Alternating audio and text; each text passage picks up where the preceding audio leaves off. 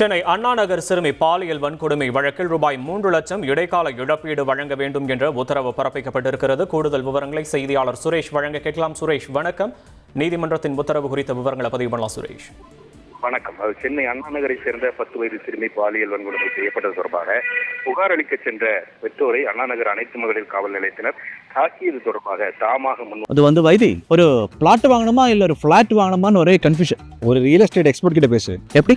பாஸ்வாலா be the pass உயர்நீதிமன்றம் வழக்கை விசாரணைக்கு எடுத்துக்கொண்டது. இந்த வழக்கின் விசாரணையை சிபிஐக்கு மாற்றியும் உத்தரவு பிறப்பித்திருந்தது.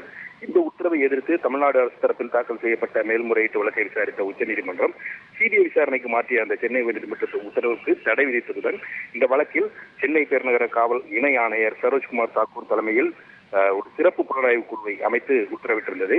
அந்த குழு தனது விசாரணை அறிக்கையை நீதிமன்றத்தில், அதாவது சென்னை உயர்நீதிமன்றத்தில் வாரந்தோறும் தாக்கல் செய்ய வேண்டும் என்ற ஒரு உத்தரவை பிறப்பிக்கப்பட்டுள்ளது. அது மட்டுமல்லாமல் சிறுமிக்கு இழப்பீடு வழங்குவது தொடர்பாக உயர்நீதிமன்றம் இது சம்பந்தமாக முடிவெடுக்க வேண்டும் என்றும் உச்சநீதிமன்றம் உத்தரவிட்டிருந்தது. இந்த நிலையில் இந்த வழக்கில் அந்த பாதிக்கப்பட்ட சிறுமியின் தாய் தரப்பில் இழப்பீடு மனு தாக்கல் செய்யப்பட்டிருந்தது. இந்த நிலையில் இந்த வழக்கு நீதிபதிகள் ஆர் சுப்பிரமணியன் மற்றும் ஜி அருள்முருகன் அடங்கிய அமர்வில் இன்றைக்கு விசாரணைக்கு வந்தது. அப்போது அரசு தரப்பில் பாதிக்கப்பட்ட சிறுமிக்கு ஏற்கனவே 1 லட்சம் ரூபாய் இழப்பீடு வழங்கப்பட்டிருப்பதாகவும் மேலும் 3 லட்சம் ரூபாய் இழப்பீடு வழங்க இருப்பதாக கூறி அதற்கான அரசாணையை நீதிமன்றத்தில் தாக்கல் செய்யப்பட்டது.